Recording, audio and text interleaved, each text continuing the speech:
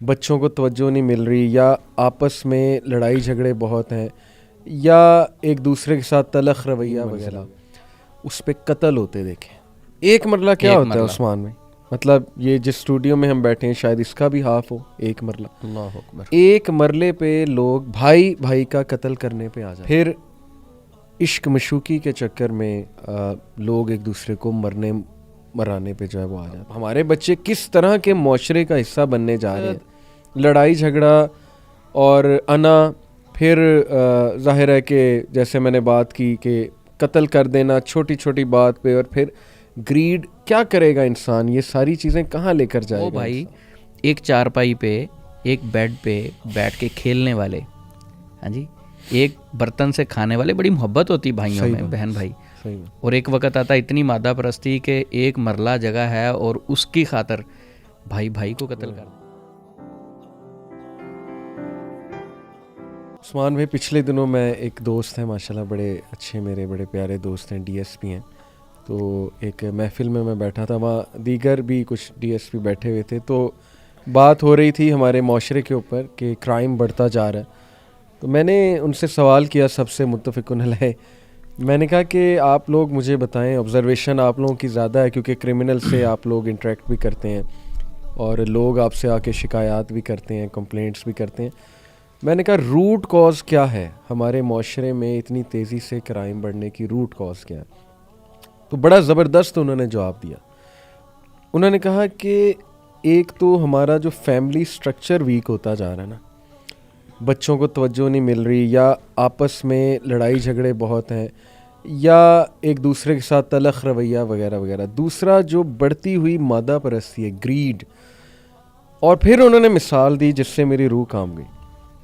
انہوں نے کہا کہ میں آپ کو ایسی ایسی باتیں بتاؤں کہ ہم نے اولڈ لاہور میں ایک مرلے کا گھر 3 منزلہ، اس پہ قتل ہوتے دیکھے. ایک مرلہ کیا ہوتا ہے عثمان میں؟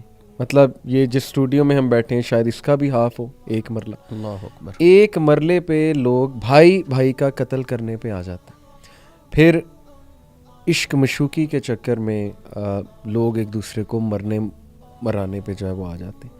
تو کرکس ان کا یہ تھا کہ بڑھتی ہوئی مادہ پرستی اور فیملی سٹرکچر کا ویک ہونا.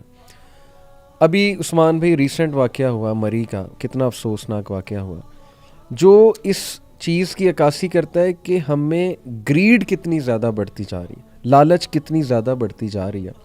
جو بھی تھا اتھارٹیز کی نیگلیجنس تھی یا لوگ وہاں پہنچ گئے بغیر پلاننگ کے، چلو لوگوں کو بھی تھوڑا احساس کرنا چاہیے تھا، وہ الگ ریزنز اپنی جگہ موجود ہیں. لیکن جو رویہ دیکھنے کو ملا عثمان بھائی، وہاں پر جو قیمتیں بڑھائی گئیں، اس سچویشن کا باقاعدہ فائدہ اٹھایا گیا بجائے کہ کچھ ہیلپ کی جاتی، ہیلپ نظر آتی. یہ ساری چیزیں دیکھ کے کبھی کبھی تو عثمان بھائی مایوسی بھی ہونے لگتی ہے کہ پتہ نہیں ہمارے بچوں کا آگے، ہمارے بچے کس طرح کے معاشرے کا حصہ بننے جا رہے ہیں، اور کیوں آخر حسد، لڑائی جھگڑا اور انا، پھر ظاہر ہے کہ جیسے میں نے بات کی کہ قتل کر دینا چھوٹی چھوٹی بات پہ، اور پھر گریڈ. کیا کرے گا انسان؟ یہ ساری چیزیں کہاں لے کر جائے گا انسان؟ کیا خیال ہے آپ کا؟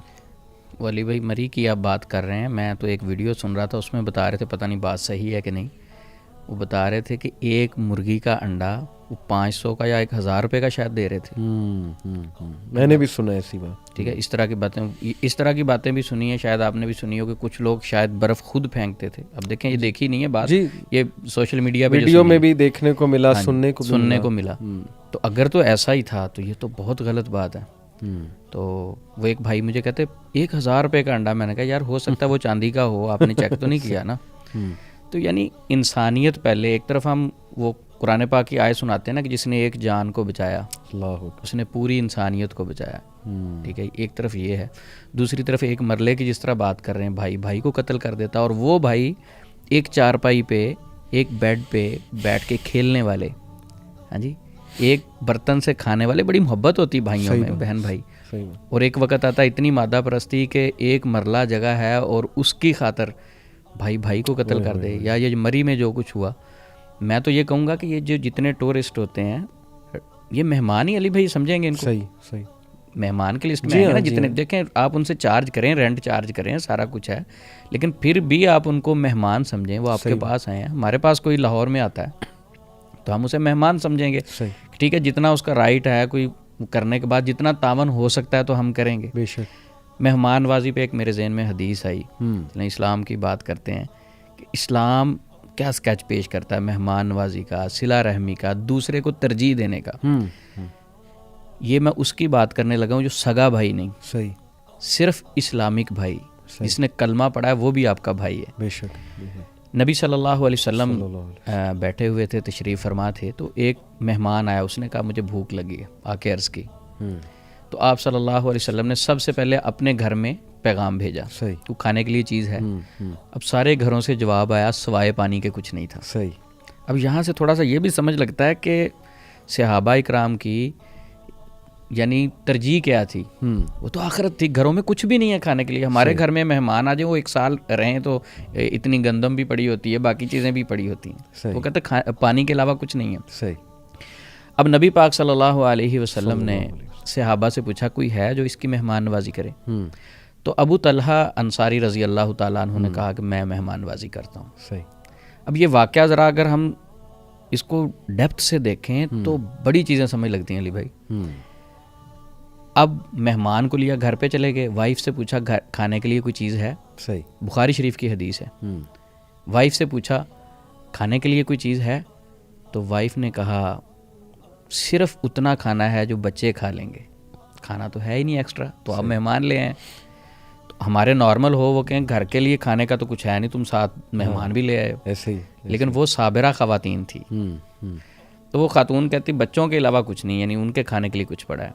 تو انہوں نے کہا اچھا ایسے کرو، دیا جلاؤ، کھانا بناؤ، اور اس کے بعد جب کھانا رکھ دو گے مہمانوں کے سامنے تو بہانے سے اٹھنا، وہ دیا بجھا دینا اور مہمانوں کو ہم کھانا کھلائیں گے. تو اس میں یہ بھی ہم کہہ سکتے ہیں کہ یعنی وہ ساتھ بھی بیٹھے رہے. دیا بجھانے کا مقصد تھا کہ مہمان فیل کریں گے ہمارے ساتھ کھانا کھا رہے ہیں، تو مقصد ان کا یہ تھا کہ مہمان ہمارے پیٹ بھر کے کھانا کھائیں، انہیں لگے کہ یہ بھی ساتھ شریک ہے، یہ بھی ساتھ شریک ہیں. یعنی وہ منہ ہلاتے رہے یا اس طرح کا ماحول انہوں نے بنائے رکھا کہ ہم بھی آپ کے ساتھ کھا رہے ہیں تاکہ مہمان سیر ہو کے کھانا کھائیں. اچھا انہوں نے جب کھانا کھا لیا تو یہ سارا منظر اللہ رب العزت دیکھ رہے تھے. تو قرآن پاک میں وحی نازل ہوگی نبی پاک پر. وہی کیا ہے؟ اللہ رب العزت نے وہی نازل فرمائی وَيُؤْثِرُونَ عَلَىٰ أَنفُسِهِمْ وَلَوْ كَانَ بِهِمْ خَصَاصَةٌ وَمَن يُوقَ شُحَّ نَفْسِهِ فَأُولَٰئِكَ هُمُ الْمُفْلِحُونَ. سبحان اللہ. وَيُؤْثِرُونَ عَلَىٰ أَنفُسِهِمْ وَلَوْ كَانَ بِهِمْ خَصَاصَةٌ.